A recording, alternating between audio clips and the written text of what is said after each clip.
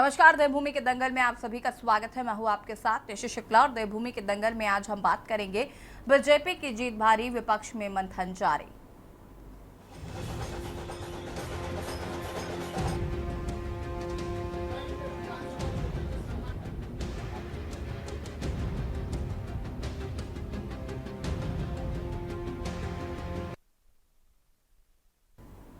उत्तराखंड में हुए लोकसभा चुनाव में भाजपा ने एक बार फिर इतिहास रच दिया है। उत्तराखंड में भाजपा ने लगातार तीसरी बार क्लीन स्वीप कर सभी को चौंका दिया। प्रदेश की 5 लोकसभा सीटों में लगातार तीसरी बार जीत रहे भाजपा प्रत्याशी से माना जा रहा है कि देश में मोदी मैजिक तो वही राज्य में धामी मैजिक चल रहा है। हालांकि इस लोकसभा चुनाव में जीत के बाद भी भाजपा की पहले जैसी चमक देखने को नहीं मिली।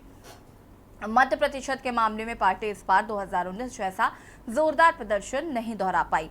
लोकसभा चुनाव में भाजपा ने इस बार उत्तराखंड में कुल 56.79% मत हासिल किए, जबकि 2019 के लोकसभा चुनाव में पार्टी को राज्य में 61.66% वोट पड़े थे। ऐसे में पार्टी के मत प्रतिशत में करीब 5% की गिरावट आई है।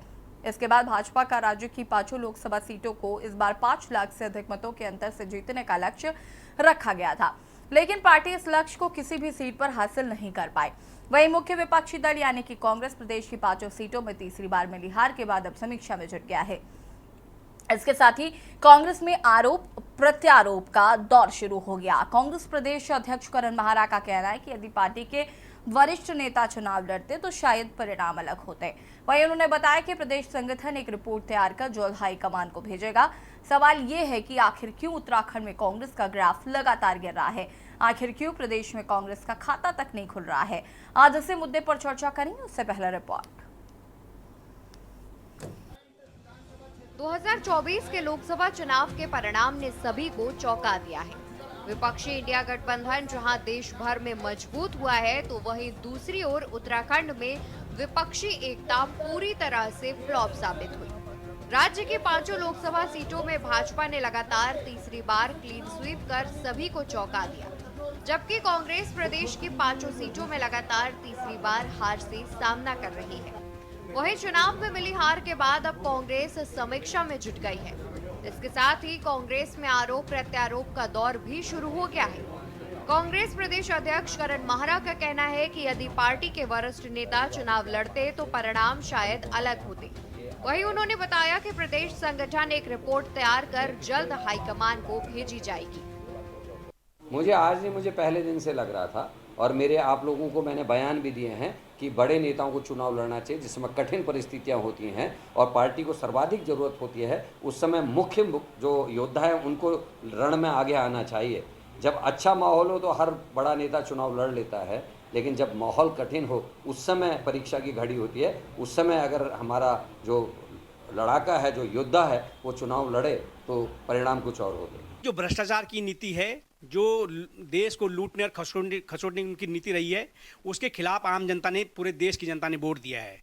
और उत्तराखंड में विशेष रूप से जो हमारे मुख्यमंत्री माननीय पुष्कर सिंह धामी जी हैं, उन्होंने जिस प्रकार से प्रदेश के विकास की जो नीति बनाई है और यहाँ पे जो नियम और कायदे, जिस प्रकार से कांग्रेस के कार्यकाल में भ्रष्टाचार और बेरोजगार युवाओं के साथ जो अन्याय लगातार हो रहे थे, और चाहे बाहरी राज्यों के जो अराजक तत्व उत्तराखंड राज्य में जिस प्रकार से भूमि पे कब्जा कर रहे थे, यहाँ पर आकर के हमारे देवभूमि की संस्कृति को खराब करने की कोशिश कर रहे थे, उस पर जो नियंत्रण, प्रभावी नियंत्रण आदरणीय मुख्यमंत्री ने लगाया है, उसको लेकर के आम जनता के अंदर मुख्यमंत्री जी की जो लोकप्रियता है, उस पर भी हम 5 स्टेट प्रचंड बहुमत के साथ जीते हैं। आपको बता दें कि उत्तराखंड कांग्रेस के वरिष्ठ नेता प्रीतम सिंह, हरीश रावत और यशपाल आर्य ने चुनाव लड़ने से साफ इनकार कर दिया, जिससे पार्टी को अन्य विकल्प चुनावी मैदान में उतारने पड़े। इसका नतीजा ये हुआ कि एक बार फिर कांग्रेस को प्रदेश की सभी 5 सीटों में हार का सामना करना पड़ा। वहीं भाजपा लगातार तीसरी बार क्लीन स्वीप से काफी उत्साहित है। हालांकि 2024 के लोकसभा चुनाव में 2019 जैसी चमक देखने को नहीं मिली। मत प्रतिशत के मामले में पार्टी इस बार 2019 जैसा जोरदार प्रदर्शन नहीं दोहरा पाई। लोकसभा चुनाव में भाजपा ने इस बार उत्तराखंड में कुल 56.79% मत हासिल किए, जबकि 2019 के लोकसभा चुनावों में पार्टी को राज्य में 61.66% वोट मिले थे। ऐसे में पार्टी के मत प्रतिशत में करीब 5% की गिरावट आई है। पहली बात तो बता दूं कि विधानसभा की तुलना में हमारा बहुत प्रतिशत बढ़ा है।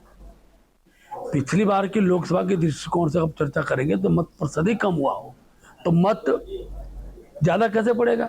मत प्रतिशत की तुलना में अगर आप तय करेंगे तो हमको कांग्रेस से काफी ज्यादा मत उन विधानसभा के अंदर पड़ा है। पूरे देश के अंदर जो है मोदी जी और अमित शाह जी की अहंकार की हार हुई है और उत्तराखंड में भी आप देखिए जिस तरीके से भाजपा के मुख्यमंत्री और प्रदेश अध्यक्ष ने 5 लाख वोटों के अंतर से हर लोकसभा को जीतने का वादा किया था, घोषणा की थी, उससे बहुत पीछे रहे हैं और हमने जो है पिछली बार के उनकी जीत के अंतर को बहुत ज़्यादा कम करने का जो है काम किया है, लेकिन हमारी भी हार हुई है। हम तीसरी बार जो है 5 लोकसभा सीटें नहीं जीत सके, तो इस कारणों को भी हम तलाश करने का प्रयास करेंगे। बहुत जल्दी इसकी समीक्षा बैठक करेंगे।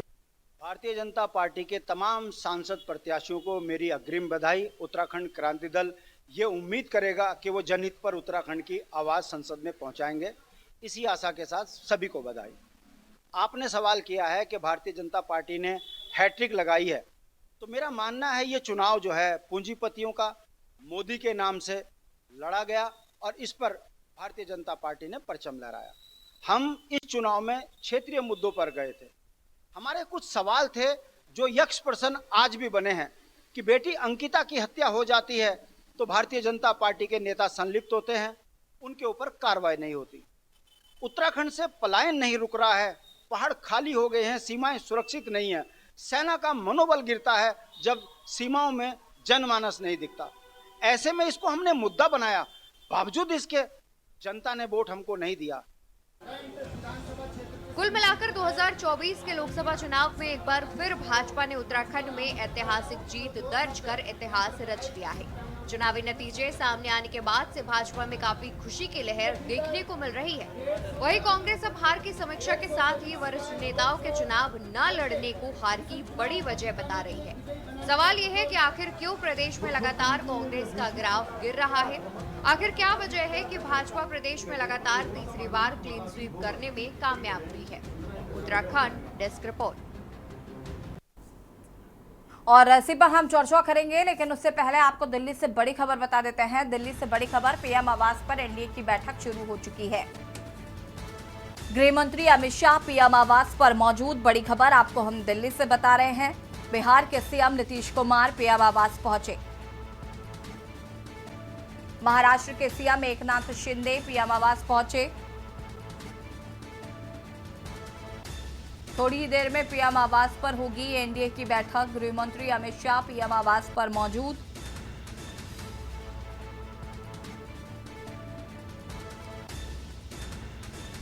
महाराष्ट्र के सीएम एकनाथ शिंदे पीएम आवास पहुंचे।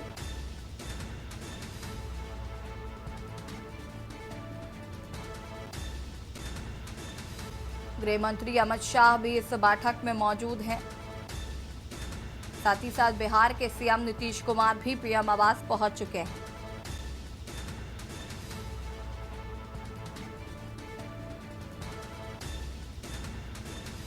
थोड़ी देर में होगी पीएम आवास पर एनडीए की बैठक। गृह मंत्री अमित शाह पीएम आवास पर मौजूद। बिहार के सीएम नीतीश कुमार पीएम आवास पर पहुंचे।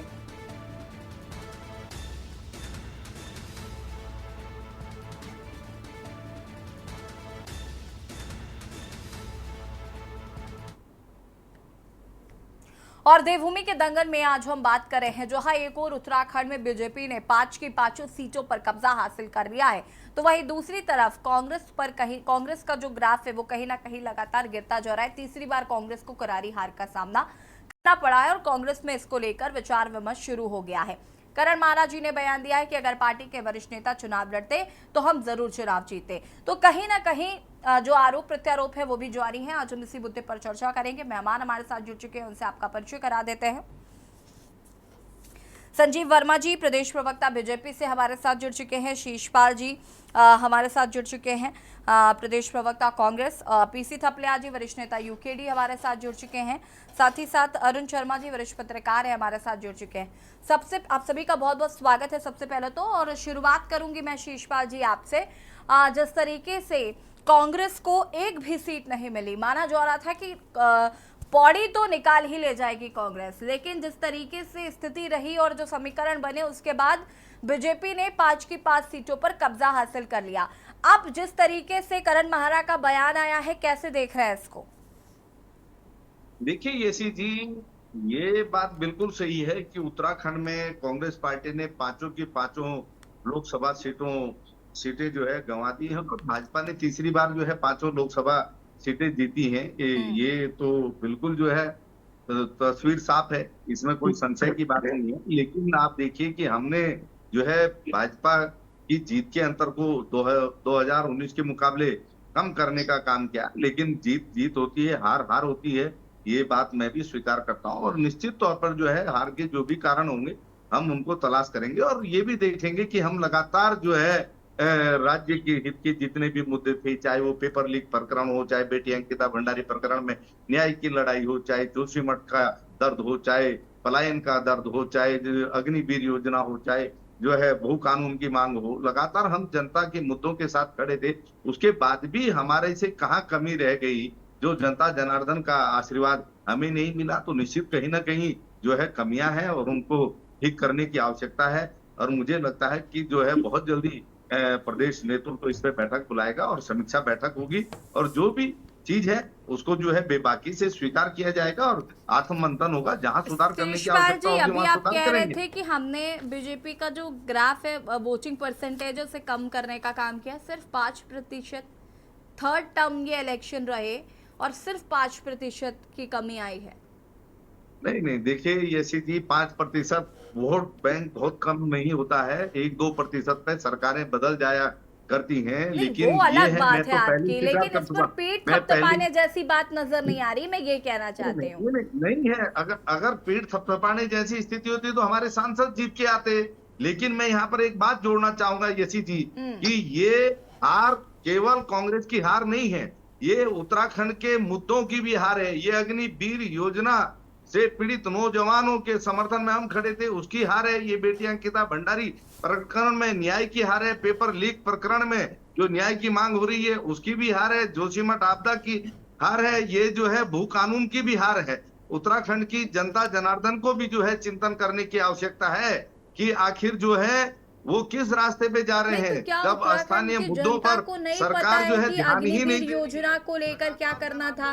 क्या उत्तराखंड की जनता को नहीं मालूम है भू कानून को लेकर उन्हें क्या करना था? जनता ही वोट की चोट करती है।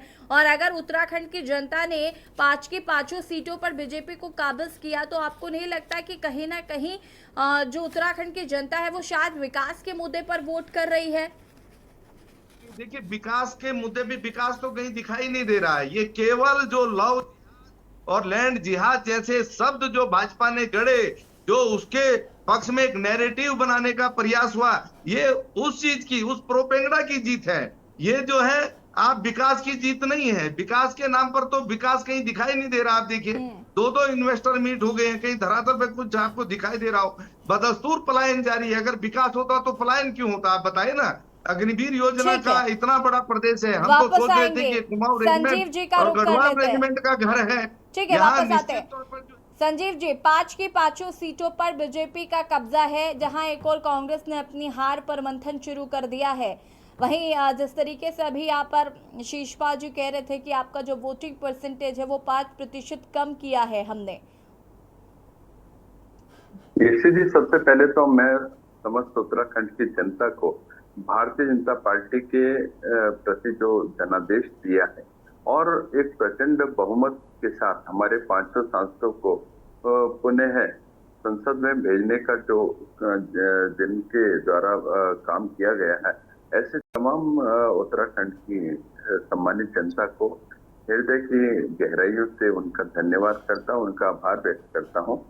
साथ ही यह जो जीत है, ये जीत विकास की जीत है, एक मजबूत इंफ्रास्ट्रक्चर की जीत है, जो हमारी सरकारों ने, केंद्र सरकार ने, राज्य सरकार ने यहाँ पर डेवलप किया है। विकास की जीत है और मातृशक्ति की, युवा की, किसान की और हमारे तमाम जितने भी वर्ग हैं जिनके लिए लगातार केंद्र सरकार और राज्य सरकार लगातार काम करती आई है, ये उन सभी की जीत है। अभी मेरे कांग्रेस के मित्र कह रहे थे कि अंतर कम किया है, तो आप क्या अंतर कम करने के लिए लड़ रहे थे, या मतलब पहले से आपने इस बात को स्वीकार कर रखा था कि हमने 5 सीटें हारनी है?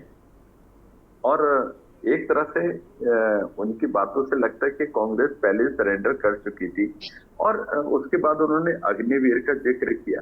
तो आप ये देखिएगा यशी जी, सबसे कम जो हमारा अंतर रहा है जीत का, वो यहाँ से लगभग 1.5 लाख से भी ज्यादा का 1.5 पौने 2 लाख से सबसे कम जीत का अंतर रहा। और जो मैक्सिमम अंतर था जीत का, वो 3.5 लाख के आसपास का था। आप ये देखिएगा, इन्होंने जो एक नेगेटिविटी के आधार पर ये लोग चुनाव मैदान में आए थे, ना इनके पास कोई विकास का रोड मैप था, ना कुछ था। ये झूठ, भय, भ्रम, कभी जातिवाद की बात करके, कभी धर्म की बात करके, कभी मुस्लिमों को आरक्षण की बात करके, और इस तरह के तमाम जो भ्रामक प्रचार प्रसार इन लोगों ने किया। 1 लाख रुपए हम हर महिला को देंगे, यानी 58 करोड़ महिलाओं को 1 लाख रुपए वार्षिक देने की जो इन लोगों ने एक टूटी तोती और एक भ्रामक प्रचार प्रसार किया। और आप समझ सकती हैं 58 करोड़ जनता को 1 लाख रुपए देने का मतलब, यानी 58 लाख करोड़ रुपए, ये जो इन्होंने एक चाका से जबान हिलाने का काम किया, यानी 58 लाख करोड़ रुपए एक साल में खैरात के रूप में आप दे रहे थे। कहां से लेके आते? 45 लाख करोड़ रुपए का पूरे भारतवर्ष का बजट है, यानी बजट से भी आप 13 लाख करोड़ रुपए। संजीव जी, कोई बहुत अच्छा मैंडेट तो लेकर आप भी नहीं आए हैं। इटली से बहुत अच्छा मैंडेट लेकर तो आप भी नहीं आए। कांग्रेस ने, अगर हम पूरे देश की ओवरऑल बात करें तो कांग्रेस का ग्राफ बढ़ा है, और सबसे ज्यादा कमाल कांग्रेस ने यूपी में करके दिखाया है। मुझे लगता है इस बात की जानकारी तो आपको होगी। यशी जी, कोई कमाल नहीं करा, कोई कमाल नहीं करा। आप ये देखिए, देश भर में राज करने वाली पार्टी, एक समय में जिसका सिक्का चलता था पूरे देश भर में, 6 सीटें मात्र उत्तर प्रदेश में आई हैं। बाकी जो इनका ग्राफ बड़ा, बाकी की जो इनको सीटें मिली, जहां इनकी अभी सरकार की राजस्थान में, जहां इनकी वर्तमान में सरकार है कर्नाटका में, तेलंगाना में, जहां इनकी सरकारें एक दशकों तक चलती रही हरियाणा में, और पंजाब में, जहां इनके दशकों से सरकारें चलती रही, केवल उन राज्यों में इनको जो भी सीटें मिली वहां से सीटें मिली। जबकि जो एक 411 के आसपास का जिनके पास एक बार पूरा मैंडेट रहा संसद में, और वो ऐसी पार्टी जो 40 और 50 तक पिछले 2 चुनाव में सिमटी रही, और इस बार भी आंकड़ा 100 से नीचे का है, तो मैं तो इसको किसी भी संजीव जी, आप नहीं मान रहे वो, उस पर हम आगे बाद में विस्तार से चर्चा करेंगे। पीसी थपलियाल जी का रुख कर लेते हैं, आगे हम इस पर डिबेट करेंगे। पीसी थपलियाल जी, क्या कुछ कहना चाहते हैं? एक और जहां एक बार फिर से 5 की 5 सीटों पर बीजेपी का कब्जा, तो वहीं कांग्रेस ने हार पर मंथन किया शुरू। जनादेश बहुत भगवान का स्वरूप होता है, और हम नमन करते हैं जो जनादेश उत्तराखंड की जनता ने दिया, देश की जनता ने। उत्तराखंड की जनता बुद्धिजीवियों का प्रदेश है, और इसका फैसला हमेशा सही होता है, क्योंकि वो जानते हैं कि उत्तराखंड राज्य की सरकार है, उसकी अर्थव्यवस्था बिल्कुल चौपट कर दी। राज्य की पूरी डिपेंडेंसी केंद्र पे है, और चुनाव के टाइम पे केंद्र के जो सर्वोच्च नेता हैं इस राज्य की जनता से वादा करके गए हैं कि तुम हमारे इन जेलों को जिताओ और तुम्हारी सब कुछ हम देखभाल करेंगे। अब देखना है कि कहां तक वो खरे उतरते हैं, क्योंकि हमने देखा कि 5 के 5 सांसद जो उत्तराखंड की धरती से गए हैं, उनका जनता की प्रति कोई कमिटमेंट नहीं है। चाहे कितने भी मुद्दे विपक्ष ने उठाए हो, उन्होंने उस मुद्दों का कोई जवाब नहीं दिया। हमने पौड़ी संसदीय क्षेत्र में देखा कि चाहे वो अग्निवीर का मुद्दा रहा हो, चाहे बेरोजगारी से लेकर, और चाहे अंकिता भंडारी का मामला रहा हो, इन तमाम सवालों पे माननीय जो बलूनी साहब हैं उनका उन्होंने कोई जवाब नहीं दिया। राज्य लक्ष्मी टीवी में बिल्कुल नहीं बोली, वो किसी भी जनसभा को उसने संबोधित नहीं किया। और ऐसे प्रतिनिधियों को उत्तराखंड की जनता अगर भेज रही है संसद में तो हम उनको नमन करते हैं। और जहां तक सवाल है कि विपक्ष के बड़े नेता नहीं गए इस युद्ध में, इस महाभारत के युद्ध में, तो निश्चित रूप से जब महाभारत में भी बड़े पांडवों ने ये जाना कि अगला जो दुश्मन है वो षड्यंत्रकारी है, तो उन्होंने उस चक्रव्यूह में भी अभिमन्यु को भेजा। ठीक है थपलियाल जी, आपको यहाँ पर हम रोकना चाहेंगे, चर्चा को आगे बढ़ाएंगे। आप और देवभूमि के दंगल में आज हम बात कर रहे हैं जहां एक और बीजेपी ने 5 की 5 सीटों पर उत्तराखंड में कब्जा किया, तो वहीं कांग्रेस ने भी अपनी हार पर मंथन शुरू कर दिया है। चर्चा इसी पर कर रहे हैं। अरुण शर्मा जी का रुख कर लेते हैं। अरुण शर्मा जी, कैसे देख रहे हैं, जहां एक और बीजेपी ने 5 की 5 सीटों पर कब्जा किया तो वहीं कांग्रेस ने हार पर मंथन शुरू कर दिया है, जो कि बहुत जरूरी भी है। और ये समझने की कांग्रेस को जरूरत है कि आखिर कमी कहां रह जाती है, क्यों जनता विश्वास नहीं कर पा रही है, या कोई और विकल्प जनता को नजर नहीं आ रहा है, या यही वजह है कि 5 की 5 सीटों पर आज बीजेपी काबिज है, जब 3 वही सिटिंग सांसद रिपीट किए गए थे। यशी, इस डिबेट में सब बोल रहे हैं कि 3 लगातार जीत भाजपा ने हासिल की। मैं याद दिला दूं कि ये 5वीं जीत है। शायद 2 विधानसभा चुनाव को हम भूल जाते हैं। लोकसभा चुनाव की हैट्रिक है, लेकिन बीच में 2 हार और बहुत करारी हार है। दूसरी चीज, कांग्रेस के भाइयों को भी प्रसन्न होना चाहिए कि उनके बीच का एक साथी भी लोकसभा सदस्य चुन लिया गया है। और मुझे लग रहा है कि ये बात कांग्रेस पता नहीं क्यों छुपा रही है। अरे शीशपाल भाई, सतपाल ब्रह्मचारी को क्यों भूल जाते हैं, जो जिसे सोनीपत से टिकट मिला और वो लोकसभा में जीत गए। रहने वाले तो हरिद्वार के हैं, आश्रम उनका हरिद्वार है, सब कुछ हरिद्वार है, तो ये तो आपके लिए भी खुशी की बात है। लेकिन मुझे लगता है कि बधाई दे दूं मैं जी, नहीं उन्हें दे दी ना, मैं तो आपको बधाई दे रहा हूं इसलिए कि ताकि दर्शकों को भी ये पता लगे कि कांग्रेस के पास भी खुश होने के कुछ क्षण हैं। केवल मातम नहीं मनाना है, खुश भी होना है। दूसरी चीज, यशी, मैं आपकी डिबेट में हमेशा बोलता रहा हूं कि आज जो बीजेपी की उत्तराखंड में जीत है, तमाम राज्यों की स्थिति भले ही बीजेपी की खराब रही हो, लेकिन मैं बोलता रहा हूं कि उत्तराखंड में बीजेपी का जो सांगठनिक ढांचा है वो बहुत मजबूत है। और इस चीज से मेरे साथी पता नहीं क्यों विचलित हो जाते हैं। मैं आज थपलियाल जी बैठे हैं, थपलियाल जी, आपकी पार्टी ने स्थानीय मुद्दों पर चुनाव लड़ा, लेकिन आज आपकी पार्टी को जो टोटल वोट मिले हैं वो नोटा से भी कम है। ये कौन से कारण है कि आप लोग जनता को अपने पक्ष में नहीं ला पा रहे हैं, जबकि आपकी जो पार्टी है वो जन आंदोलन से उपजी हुई पार्टी।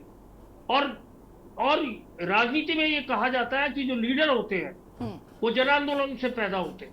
और तमाम उदाहरण है इसके, तमाम उदाहरण है, चाहे आप बिहार के उदाहरण ले लीजिए, चाहे नीतीश कुमार को ले लीजिए, लालू प्रसाद को ले लीजिए, ये सब कर्पूरी ठाकुर के आंदोलन की निकली हुई उपज है। और आपकी पार्टी के जो लीडर हैं वो भी उत्तराखंड आंदोलन से निकले हुए लोग हैं, लेकिन उसके बाद वो उस चीज को लगातार मेंटेन नहीं कर पाए। इसको भी गंभीरता से सोचना पड़ेगा कि एक क्षेत्रीय पार्टी जिसको उत्तराखंड में सबसे आगे होना चाहिए था, वो सबसे पीछे कैसे चलेगी। ये दीगर बात है, हम कांग्रेस की बात कर रहे हैं। यही देखिए, मुझे लगता है कि कांग्रेस हार के बाद भी सबक लेने को तैयार नहीं, और आज भी घिसे पीटे लोगों के ऊपर कांग्रेस की कमान दी जाती है। अब देखिए, आप करण मारा का ये बयान देख लीजिए। ये बात कल मैं और कांग्रेस के बहुत बड़े नेता सूरवीर सजवाण, बहुत पुराने नेता है, हम दोनों दूरदर्शन पे एक डिबेट में थे शाम को रिजल्ट के बाद। तो सूरवीर सजवाण ने भी ये बात स्वीकारी कि अगर हमारे बड़े नेता चुनाव लड़ने के लिए तैयार हो जाते तो शायद आज तस्वीर दूसरी होती। हरीश रावत खुद पीछे हट गए, लड़के को आगे कर दिया। जो हरीश रावत का कद है, मैं इसके बावजूद कि मैं ये मानता हूं कि उत्तराखंड में कांग्रेस की दुर्गति का सबसे बड़ा जो कारण है वो हरीश रावत है। उनकी जिद ने आज कांग्रेस को इस स्तर पे पहुंचा दिया। लेकिन उसके बावजूद मैं कह रहा हूं कि अगर हरीश रावत हरिद्वार से चुनाव लड़ते तो शायद वो अपने लड़के से बहुत आगे होते। उसी तरह यशपाल आर्य अगर अल्मोड़ा नैनीताल सीट से चुनाव लड़ते, अल्मोड़ा पिथौरागढ़ सीट से, तो शायद तस्वीर कुछ और होती। टिहरी से अगर प्रीतम सिंह चुनाव लड़ते तो शायद तस्वीर कुछ और होती। एक अकेले गणेश गोदियाल ने पूरी की पूरी भाजपा को सोचने पे विवश कर दिया, उनकी लगातार रणनीति बदलने पे विवश कर दिया। आपको ये नहीं लगा कि अगर बाकी लोग भी होते तो भाजपा आज इस स्थिति में नहीं होती? क्योंकि जैसा आपकी रिपोर्ट में भी कहा है कि जीत का मार्जिन कम हुआ है। जो मिनिमम जीत है वो अनिल बलूनी की है लगभग 1.5 लाख वोट से, और जो मैक्सिमम जीत है वो अजय भट्ट की है लगभग 3.25 लाख वोट से। जिस रानी को आप राजशाही का प्रतीक बता रहे थे वो 2.25 लाख वोट से जीत जाती है। तो ये मुझे लगता है कि कहीं ना कहीं कांग्रेस उत्तराखंड की जनता की भावनाओं को भी समझने में असफल रही है। ये चीज हमें माननी पड़ेगी कि उत्तराखंड की जो जनता है हमेशा राष्ट्रीय मुद्दों पे चलती है। हमारे यहाँ हर तीसरे परिवार का एक आदमी फौज में है, हर परिवार का कोई ना कोई आदमी एजुकेशन डिपार्टमेंट में, पढ़े लिखे लोग हैं, लिटरेसी रेट ज्यादा है। तो यहाँ की सोच अलग है। मुझे लगता है कहीं ना कहीं विपक्षी पार्टियों को फिर से आत्ममंथन करना पड़ेगा और जनता के मुद्दों पर जुड़ना पड़ेगा। आप जनता को, ठीक है, आपने उद्वेलित कर दिया, आपने महंगाई पे जनता को उद्वेलित करा, आपने बेरोजगारी पे जनता को कर दिया, अंकिता भंडारी पे कर दिया या और तमाम मुद्दों पे कर दिया, लेकिन उसको आप वोट में नहीं बदल पाए, ये मानना पड़ेगा। और सबसे बड़ी चीज राजनीति में ये होती है कि चुनाव आने के समय उस जनता की जो भावनाओं को आपने दोहन किया उसको वोट में बदले। वो वोट में बदलने में कहीं ना कहीं पॉलिटिकल पार्टी असफल रही है, और मुझे तो लगता है कि कहीं ना कहीं बीजेपी भी असफल रही है, वरना अयोध्या जैसी सीट, फैजाबाद जैसी सीट बीजेपी हारती नहीं जहां राम मंदिर बना। राजनाथ सिंह केवल 65,000 वोट से नहीं जीते, नरेंद्र मोदी केवल 1.5 लाख वोट से नहीं जीते। इसका मतलब जनता उनसे भी खुश नहीं थी, और इसीलिए माफी चाहूंगा, इसीलिए जनता ने न बीजेपी को पूरा समर्थन दिया, न बीजेपी के अपोज में जो लोग थे उनको समर्थन दिया।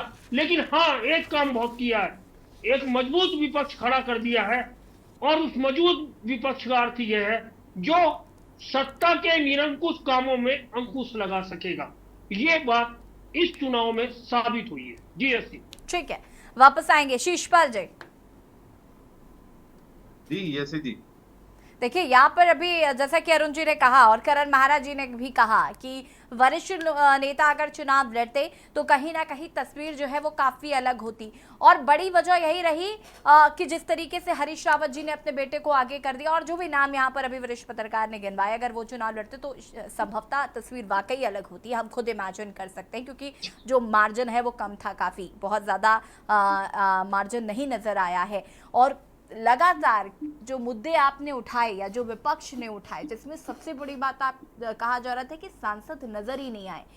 कई संसदीय क्षेत्र ऐसे हैं जहां पर लोग पहचानते नहीं हैं कि उनकी सांसद दिखती कैसी हैं या दिखते कैसे हैं, और उसके बावजूद भी अगर बीजेपी 5 की 5 सीटों पर कब्जा करती है और 3 सिटिंग सांसदों के साथ ही, तो ये कहीं ना कहीं देखिए कांग्रेस को जरूर चिंता करने की जरूरत है उत्तराखंड में।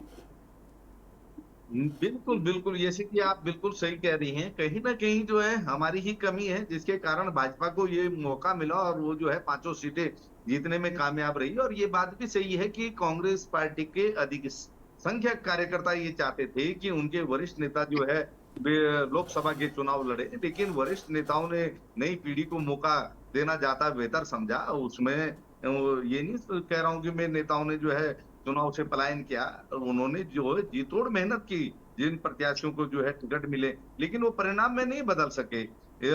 और हो सकता है कि ये भी एक कारण हार का हो, लेकिन और भी कई कारण हैं।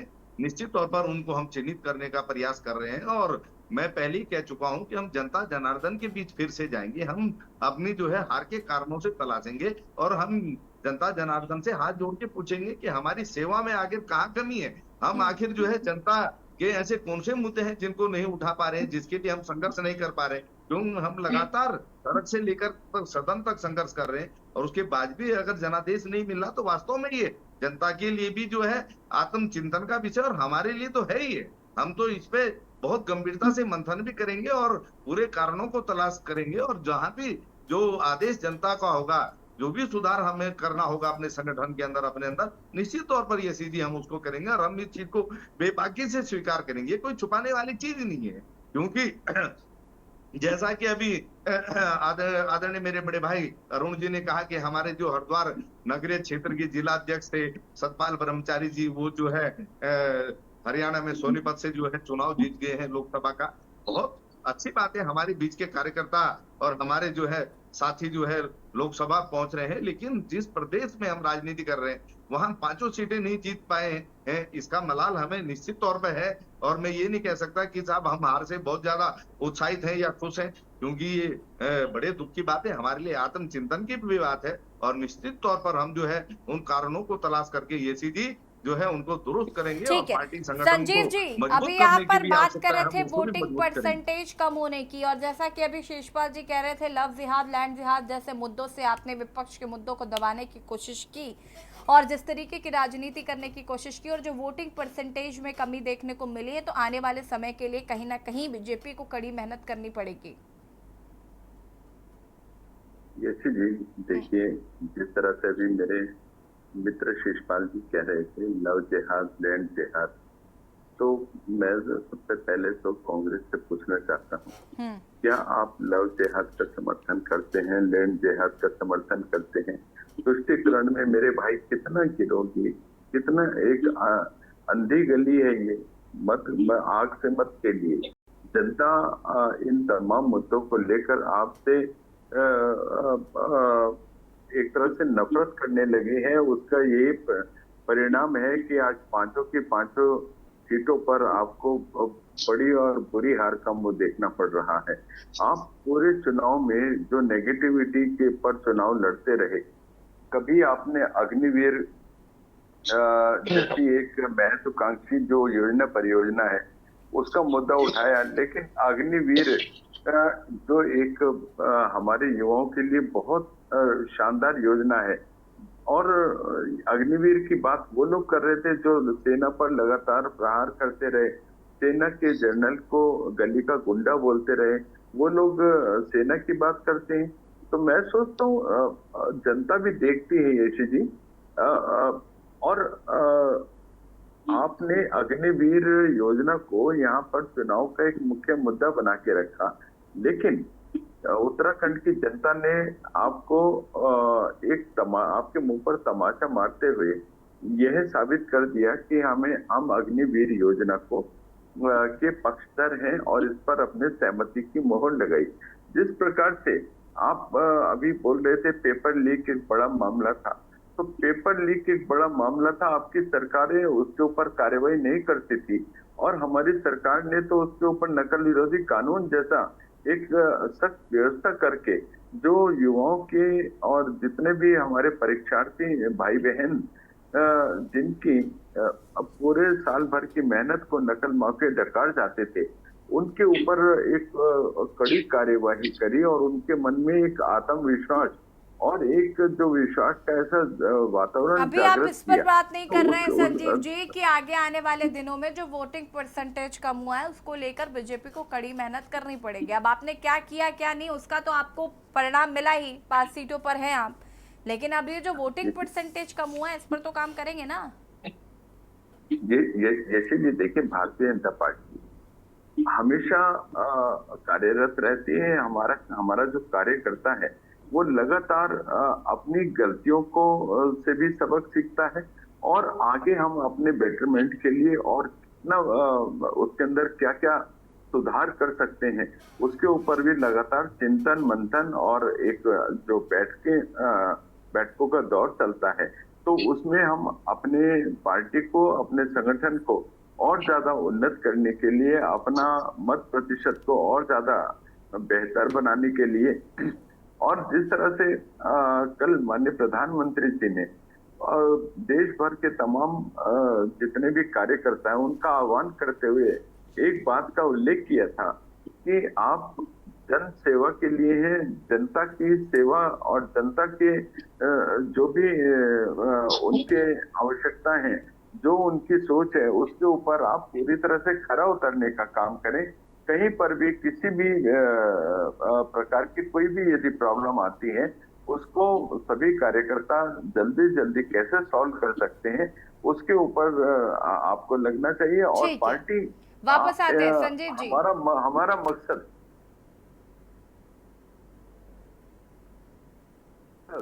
देश की हम कैसे मैक्सिमम सेवा कर सकते हैं, इसीलिए हम जनता के बीच हमेशा रहते हैं। और यही एक बड़ा कारण है कि जनता भारतीय जनता पार्टी को लगातार स्वीकार कर रही है।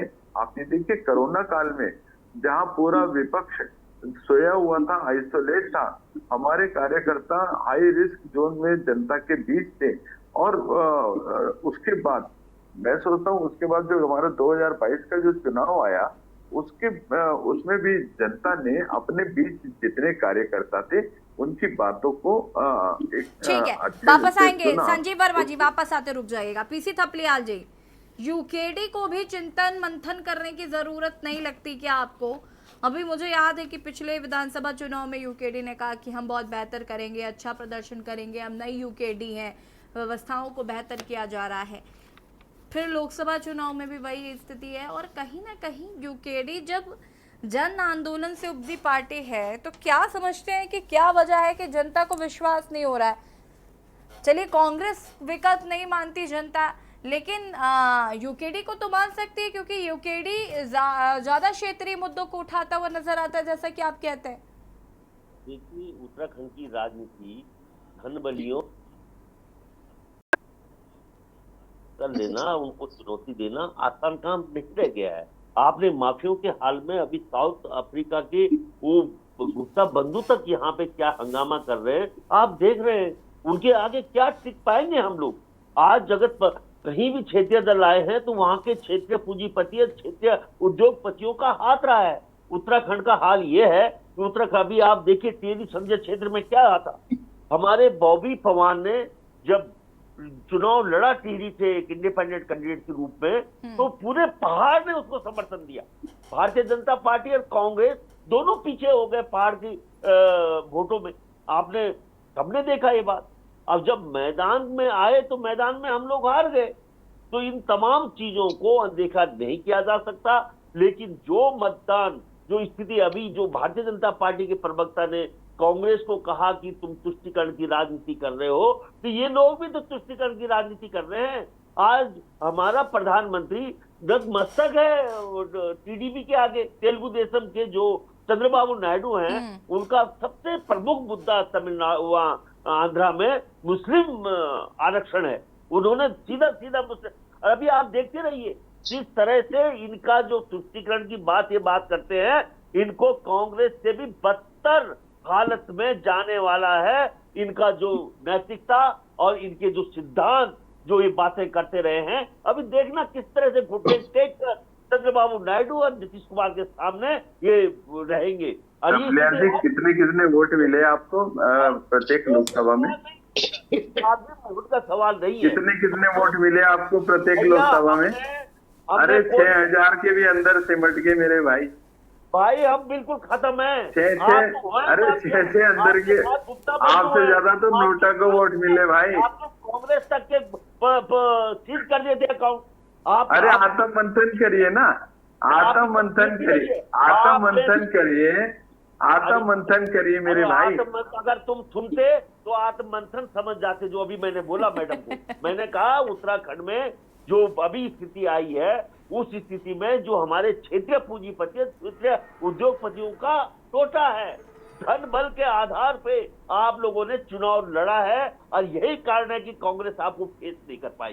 कांग्रेस के जितने 5 उम्मीदवार थे सब अपने संसाधनों के माध्यम से लड़ रहे थे और आपके लिए पैसा कोई आपकी 6 करोड़ नहीं थपलिया जी, लेकिन आप मानते हैं इस बात को कि कांग्रेस के साथ एक चीज ये भी देखने को मिली कि जैसे गणेश गोदिया जी जब चुनाव लड़ रहे थे, वो एक अकेला व्यक्ति अपने दम पर चुनाव लड़ा, कांग्रेस के किसी भी साथी ने उनकी मदद नहीं की। हरीश रावत जी हरिद्वार से बाहर नहीं निकले, उन्हें अपने बेटे को चुनाव जिताना था। तो कहीं ना कहीं कांग्रेस में सबसे ज्यादा जो यहाँ पर देखने को मिला वो यही मिला कि किसी ने भी किसी भी व्यक्ति को चुनाव लड़ाने की जहमत ही नहीं उठाई।